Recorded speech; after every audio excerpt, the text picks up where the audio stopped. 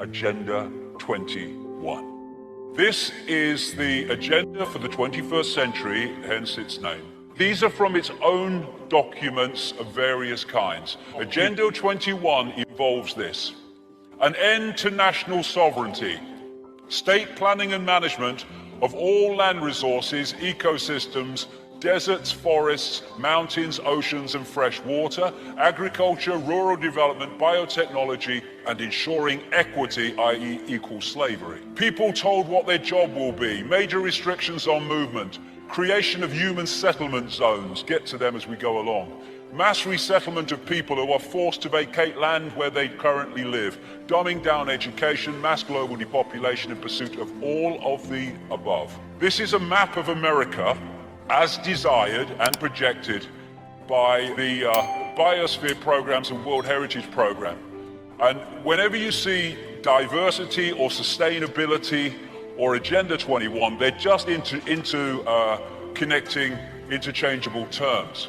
So the red on this map of America is designed to be core reserves and corridors with little to no human use. Can you imagine the numbers of people to be removed to make that possible? Then you've got all the yellow bits, buffer zones, highly regulated use.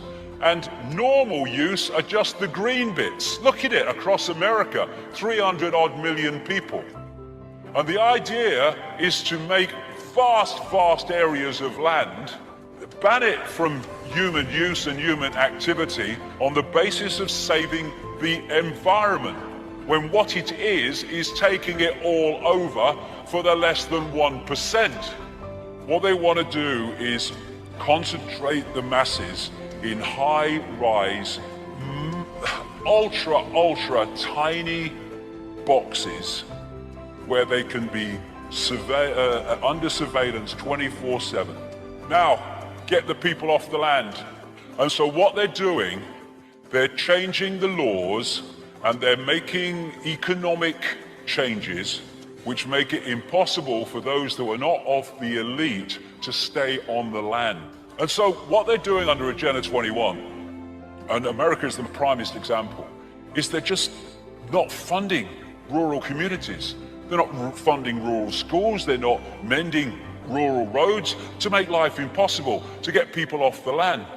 Now this is a big area where people get scammed because they don't think that is possible, manipulating the weather to create extremes of weather to get people into situations that remove them from the land. But actually Dr. Richard Day was actually a weather manipulator during the Second World War. People say it's not possible. Of course it's possible. It's happening. It goes way back. Even a BBC radio documentary exposed a few years ago that the Lynmouth flood in 1952, which killed people and devastated that village in Devon, was actually created by the RAF, who were doing an operation called Operation Cumulus, also known as Operation Witch Doctor, in which they were putting sulfur into the atmosphere above this, in this area. And actually people before the massive flood say they kind of tasted and smelt sulfur in the air. And what it did was create an enormous rainstorm, which created the flood, which created the Lynmouth disaster. This is 1996, an official US Air Force document describing the artificial creation of floods, hurricanes, droughts and earthquakes, and it continues, weather modification will become a part of domestic and international security and could be done unilaterally. It could have offensive or defensive applications and even be used for deterrence purposes. The ability to generate precipitation, fog and storms on Earth or to modify space weather and the production of artificial weather are all part of an integrated set of military technologies. They are manipulating the weather like crazy. This is Agenda 21, human settlement zones. As you saw, it's in their own documents. Buildings like the White House, the Capitol Hill building, and the Pentagon, they're no-fly zones. It's called P56. And what happens is when you enter that no-fly zone, especially you get into the inner cores of it, if you're not broadcasting the codes that allow you into that space, then you will be shot down. Another thing is that there's ground-to-air missiles protecting that no-fly zone as well. Now, the organization that is designated to protect America and Canada from the air is called NORAD. And they have sensors, NORAD, all over to react to situations in that area. The one relevant to 9/11 is called NEADS. It's a place called Rome in New York State. And it is the one that reacts to these things and gets military planes in the air to go up there and see what's going on, and also to try to force the plane down. And if it's threatening a civilian area, to shoot it down.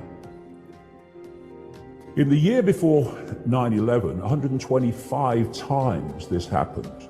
So what happened on 9/11 is that this system was suspended for some reason. And in a period of some 2 hours while this was playing out, not one single military plane was scrambled that made any difference to events. 10 miles down the road from the Pentagon and the White House is the Andrews Air Force Base. The Andrews Air Force Base is where Air Force One comes in and foreign leaders come in and then get helicoptered to the White House. They do not have planes on standby to react 10 miles down the road to the no-fly zone over Washington. After the Pentagon was hit, as was widely reported, planes were scrambled from the Andrews Air Force Base to protect other attacks of Washington. What weren't they before? Because it had to be allowed to happen. Now here's another kicker. First of all, at least some of those phone calls couldn't have happened.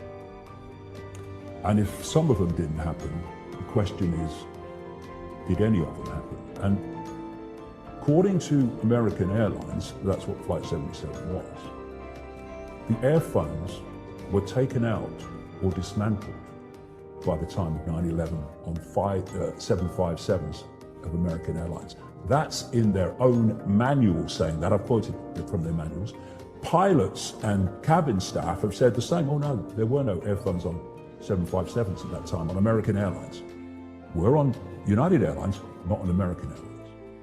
Then you have a story of a passenger on Flight 93 calling his wife, a man called Tom Burnett.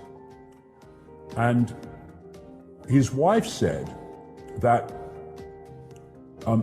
when the call came, his cell phone came up, right? So he's calling on a cell phone. And they had a conversation. The FBI was saying that these cell phone calls were made from these planes, right?